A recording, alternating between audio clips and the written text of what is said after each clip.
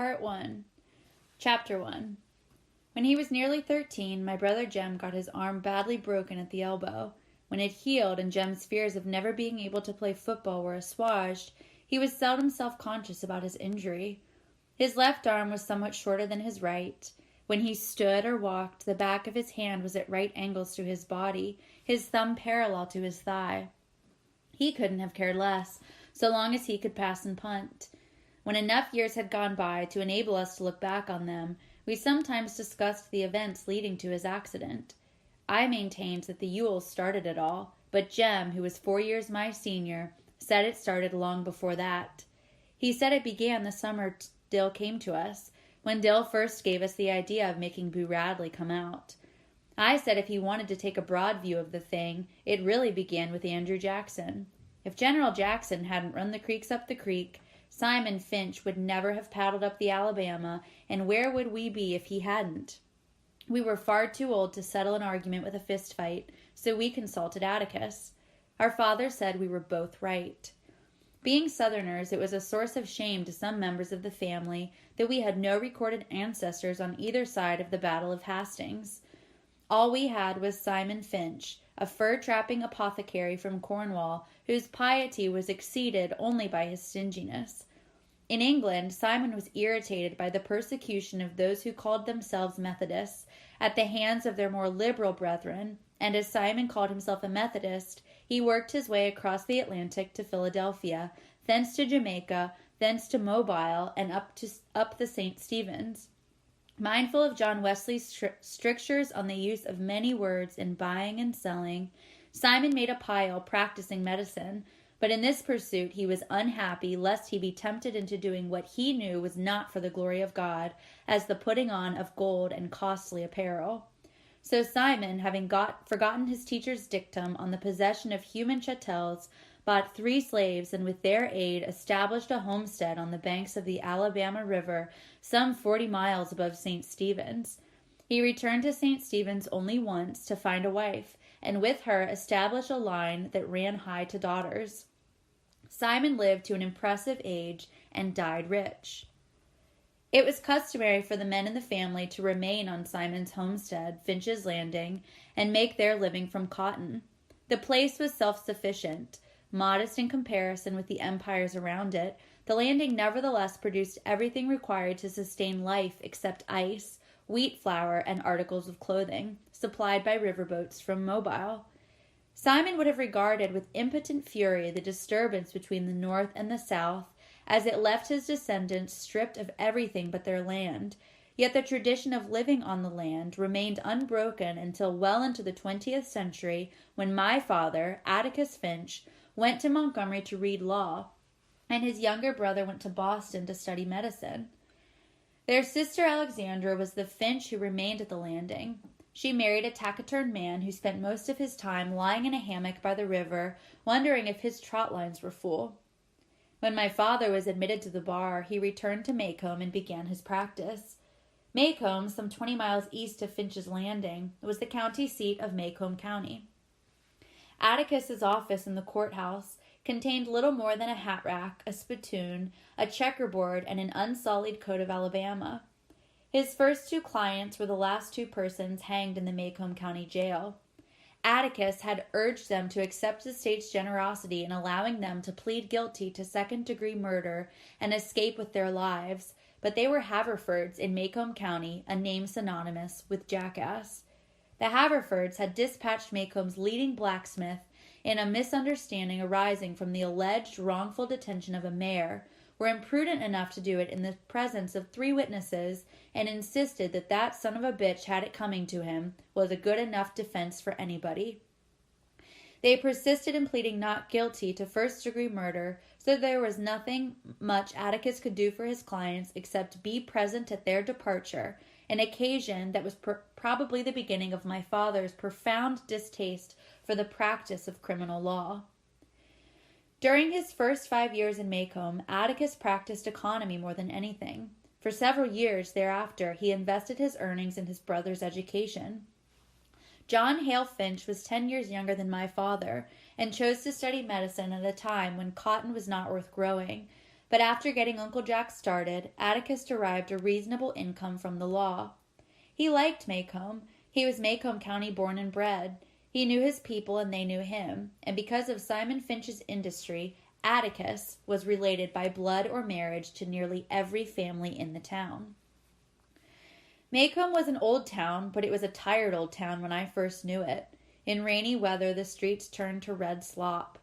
Grass grew on the sidewalks. The courthouse sagged in the square. Somehow it was hotter then. A black dog suffered on a summer's day. Bony mules hitched to Hoover carts flicked flies in the sweltering shade of the live oaks on the square. Men's stiff collars wilted by 9 in the morning. Ladies bathed before noon after their 3 o'clock naps, and by nightfall were like soft tea cakes with frostings of sweat and sweet talcum. People moved slowly then. They ambled across the square, shuffled in and out of the stores around it, took their time about everything. A day was 24 hours long, but seemed longer. There was no hurry, for there was nowhere to go, nothing to buy, and no money to buy it with, nothing to see outside the boundaries of Maycomb County. But it was a time of vague optimism for some of the people. Maycomb County had recently been told that it had nothing to fear but fear itself. We lived on the main residential street in town. Atticus, Jem, and I, plus Calpurnia, our cook. Jem and I found our father satisfactory. He played with us, read to us, and treated us with courteous detachment. Calpurnia was something else again. She was all angles and bones. She was nearsighted. She squinted. Her hand was wide as a bed slat and twice as hard. She was always ordering me out of the kitchen, asking me why I couldn't behave as well as Jem when she knew he was older, and calling me home when I wasn't ready to come. Our battles were epic and one-sided. Calpurnia always won, mainly because Atticus always took her side. She had been with us ever since Jem was born, and I had felt her tyrannical presence as long as I could remember. Our mother died when I was 2, so I never felt her absence. She was a gram from Montgomery. Atticus met her when he was first elected to the state legislature. He was middle-aged then. She was 15 years his junior. Jem was the product of their first year of marriage. 4 years later, I was born, and 2 years later, our mother died from a sudden heart attack. They said it ran in her family. I did not miss her, but I think Jem did. He remembered her clearly, and sometimes in the middle of a game he would sigh at length, then go off and play by himself behind the car house. When he was like that, I knew better than to bother him. When I was almost 6 and Jem was nearly 10, our summertime boundaries, within calling distance of Calpurnia, were Mrs. Henry Lafayette DuBose's house 2 doors to the north of us, and the Radley place 3 doors to the south. We were never tempted to break them. The Radley place was inhabited by an unknown entity, the mere description of whom was enough to make us behave for days on end. Mrs. DuBose was plain hell. That was the summer Dill came to us. Early one morning, as we were beginning our day's play in the backyard, Jem and I heard something next door in Miss Rachel Haverford's collard patch. We went to the wire fence to see if there was a puppy. Miss Rachel's rat terrier was expecting. Instead, we found someone sitting looking at us. Sitting down, he wasn't much higher than the collards. We stared at him until he spoke. Hey yourself, said Jem pleasantly. I'm Charles Baker Harris, he said. I can read. So what? I said. I just thought you'd like to know I can read. You got anything needs reading? I can do it. How old are you? Asked Jem. 4 1/2? Going on 7. Shoot, no wonder then, said Jem, jerking his thumb at me. Scout yonder's been reading ever since she was born, and she ain't even started to school yet. You look right puny for going on 7. I'm little, but I'm old, he said. Jem brushed his hair back to get a better look. Why don't you come over, Charles Baker Harris, he said. Lord, what a name. It's not any funnier than yours. Aunt Rachel says your name's Jeremy Atticus Finch. Jem scowled. I'm big enough to fit mine, he said. Your name's longer than you are. Bet it's a foot longer. Folks call me Dill, said Dill, struggling under the fence. Do better if you go over it instead of under it, I said. Where'd you come from? Dill was from Meridian, Mississippi, was spending the summer with his aunt, Miss Rachel, and would be spending every summer in Maycomb from now on. His family was from Maycomb County originally. His mother worked for a photographer in Meridian. had entered his picture in a beautiful child contest and won $5. She gave the money to Dill, who went to the picture show 20 times on it. "Don't have any picture shows here except Jesus ones in the courthouse sometimes," said Jem. "Ever see anything good?"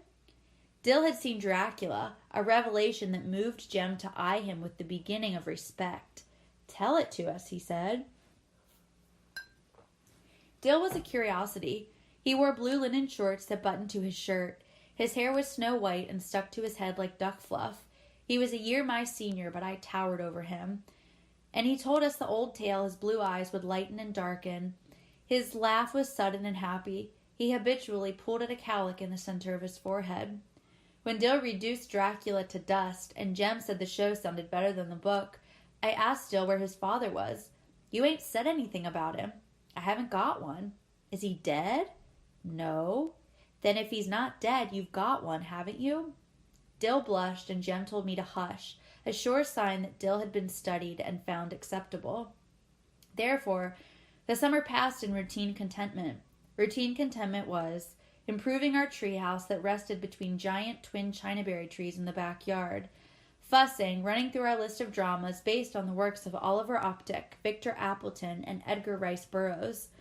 In this matter, we were lucky to have Dill. He played the character parts formerly thrust upon me: the ape in Tarzan, Mr. Crabtree in the Rover Boys, Mr. Damon in Tom Swift. Thus we came to know Dill as a pocket Merlin, whose head teemed with eccentric plans, strange longings, and quaint fantasies. But by the end of August, our repertoire was vapid from countless reproductions, and it was then that Dill gave us the idea of making Boo Radley come out. The Radley place fascinated Dill. In spite of our warnings and explanations, it drew him as the moon draws water, but drew him no nearer than the light pole on the corner, a safe distance from the Radley gate. There he would stand, his arm around the fat pole, staring and wondering. The Radley place jutted into a sharp curve beyond our house. Walking south, one faced its porch. The sidewalk turned and ran beside the lot. The house was low, was once white with a deep front porch and green shutters, but had long ago darkened to the color of the slate-gray yard around it. Rain-slotted shingles drooped over the eaves of the veranda. Oak trees kept the sun away. The remains of a picket drunkenly guarded the front yard, a swept yard that was never swept, where Johnson grass and rabbit tobacco grew in abundance. Inside the house lived a malevolent phantom. People said he existed, but Jem and I never seen him. People said he went out at night when the moon was down and peeped in windows. When people's azaleas froze in a cold snap, it was because he had breathed on them. Any stealthy small crimes committed in Maycomb were his work. Once the town was terrorized by a series of morbid nocturnal events.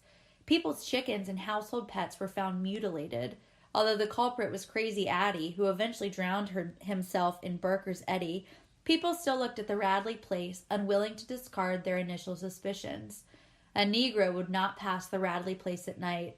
He would cut across to the sidewalk opposite and whistle as he walked.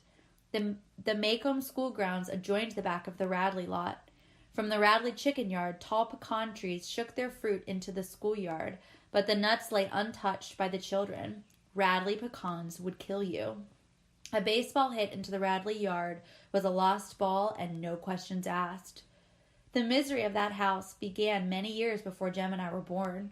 The Radleys, welcome anywhere in town, kept to themselves, a predilection unforgivable in Maycomb.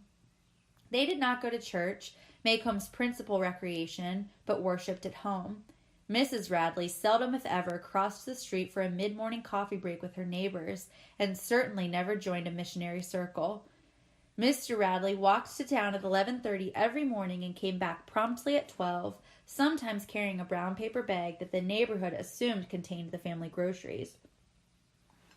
I never knew how old Mr. Radley made his living. Jem said he bought cotton, a polite term for doing nothing, but Mr. Radley and his wife had lived there with their 2 sons as long as anybody could remember. The shutters and doors of the Radley house were closed on Sundays, another thing alien to Maycomb's ways. Closed doors meant illness and cold weather only. Of all days, Sunday was the day for formal afternoon visiting. Ladies wore corsets, men wore coats, children wore shoes. But to climb the Radley front steps and call "hey" of a Sunday afternoon was something their neighbors never did. The Radley house had no screen doors. I once asked Atticus if it ever had any. Atticus said yes, but before I was born.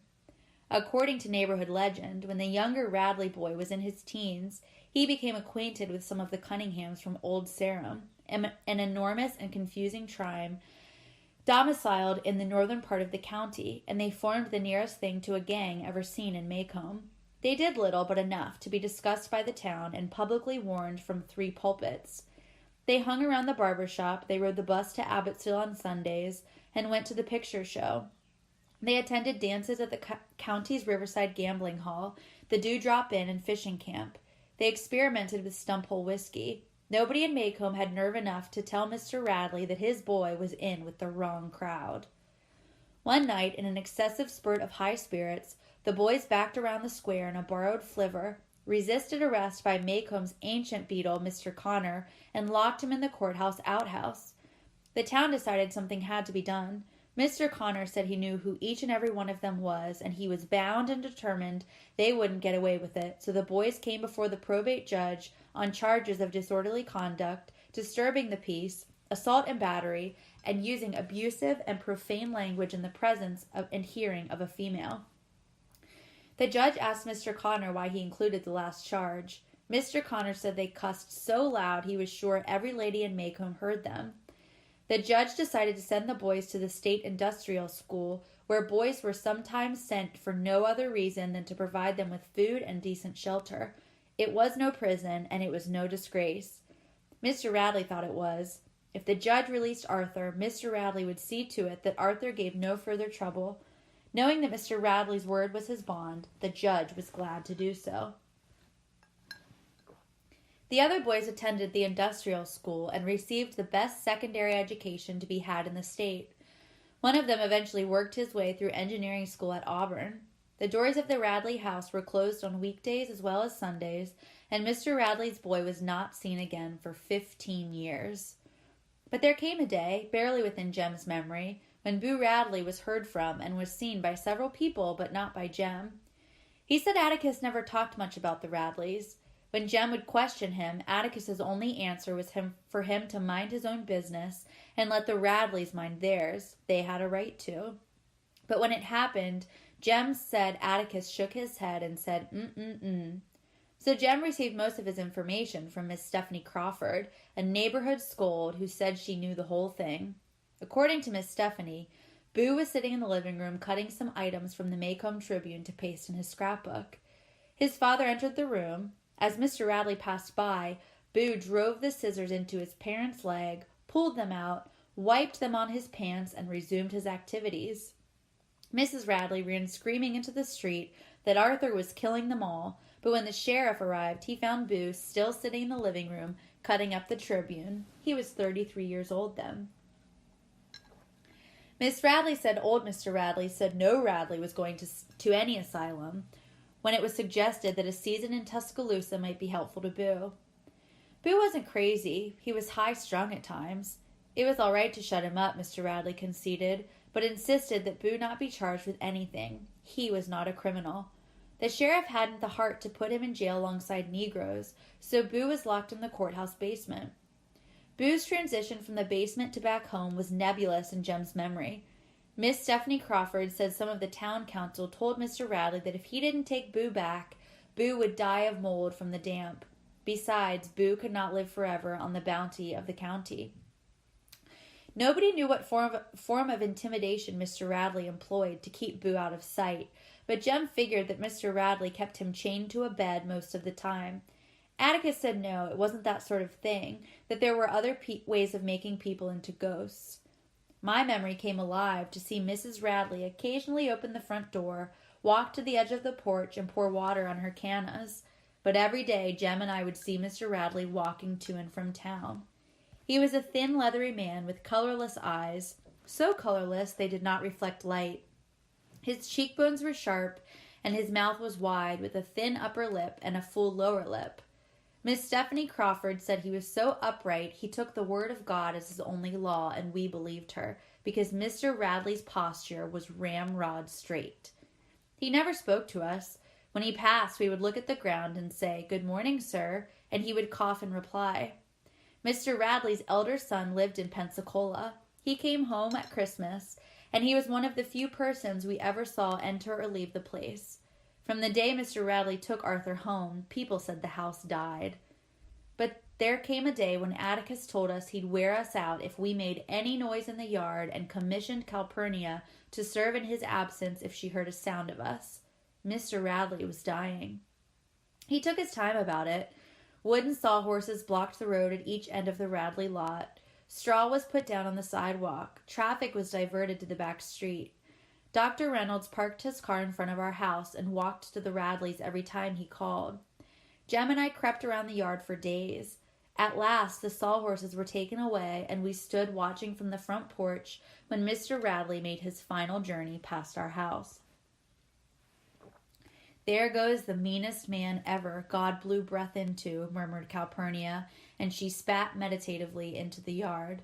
We looked at her in surprise, for Calpurnia rarely commented on the ways of white people. The neighborhood thought when Mr. Radley went under, Boo would come out, but it had another think coming. Boo's elder brother returned from Pensacola and took Mr. Radley's place. The only difference between him and his father was their ages. Jem said Mr. Nathan Radley bought cotton too. Mr. Nathan would speak to us, however, when we said good morning, and sometimes we saw him coming from town with a magazine in his hand. The more we told Dill about the Radleys, the more he wanted to know. The longer he would stand hugging the light pole at the corner, the more he would wonder. "Wonder what he does in there," he would murmur. "Looks like he'd just stick his head out the door." Jem said, "He goes out all right when it's pitch dark." Miss Stephanie Crawford said she woke up in the middle of the night one time and saw him looking straight through the window at her. Said his head was like a skull looking at her. Ain't you ever waked up at night and heard him, Dill? He walks like this. Jem slid his feet through the gravel. "Why do you think Miss Rachel locks up so tight at night? I've seen his tracks in our backyard many a mornin', and one night I heard him scratching on the back door, but he was gone time Atticus got there." "Wonder what he looks like," said Dill.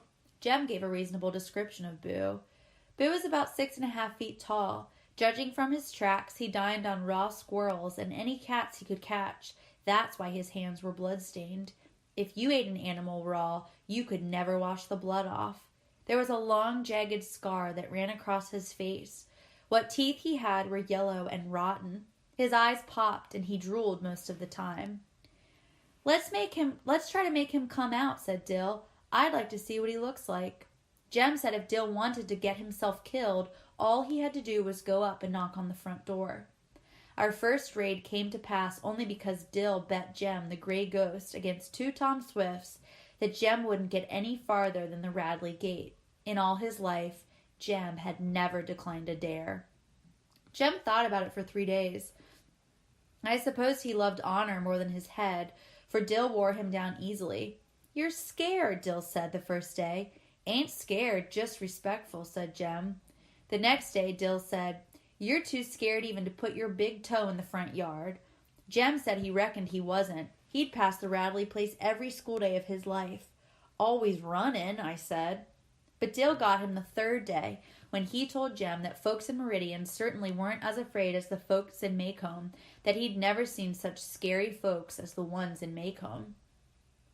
This was enough to make Jem march to the corner, where he stopped and leaned against the light pole, watching the gate hanging crazily on its homemade hinge. "I hope you've got it through your head that he'll kill us each and every one, Dill Harris," said Jem when we joined him. "Don't blame me when he gouges your eyes out. You started it, remember." "You're still scared," murmured Dill patiently. Jem wanted Dill to know once and for all that he wasn't scared of anything. "It's just that I can't think of a way to make him come out without him getting us." Besides, Jem had his little sister to think of. When he said that, I knew he was afraid. Jem had his little sister to think of the time I dared him to jump off the top of the house. "If I got killed, what'd become of you?" he asked. Then he jumped, landed unhurt, and his sense of responsibility left him until confronted by the Radley place. "You gonna run out on a dare?" asked Jill. "If you are, then—" "Dill, you have to think about these things," Jem said. Let me think a minute. It's sort of like making a turtle come out. How's that? Asked Dill. Strike a match under him. I told Jem if he set fire to the Radley house, I was going to tell Atticus on him. Dill said striking a match under a turtle was hateful. Ain't hateful, just persuades him. It's not like you'd chunk him in the fire, Jem growled. How do you know a match don't hurt him? Turtles can't feel, stupid, said Jem. Were you ever a turtle, huh? My stars, Dill. Now let me think. Reckon we can rock him. Jim stood in thought so long that Dill made a mild concession. I won't say you ran out on a dare, and I'll swap you the gray ghost if you just go up and touch the house. Jem brightened. Touch the house, that's all? Dill nodded. Sure that's all now? I don't want you hollering something different the minute I get back. Yeah, that's all, said Dill. He'll probably come out after you when he sees you in the yard. Then Scout and me'll jump on him and hold him down till we can tell him we ain't gonna hurt him. We left the corner, crossed the side street that ran in front of the Radley house, and stopped at the gate. Well, go on, said Dill. Scout and me's right behind you. I'm going, said Jem. Don't hurry me. He walked to the corner of the lot, then back again, studying the simple terrain as if deciding how best to effect an entry, frowning and scratching his head. Then I sneered at him. Jem threw open the gate and sped to the side of the house, slapped it with his palm, and ran back past us, not waiting to see if his foray was successful. Dill and I followed on his heels. Safely on our porch, panting and out of breath, we looked back. The old house was the same, droopy and sick, but as we stared down the street, we thought we saw an inside shutter move. Flick, a tiny, almost invisible movement, and the house was still.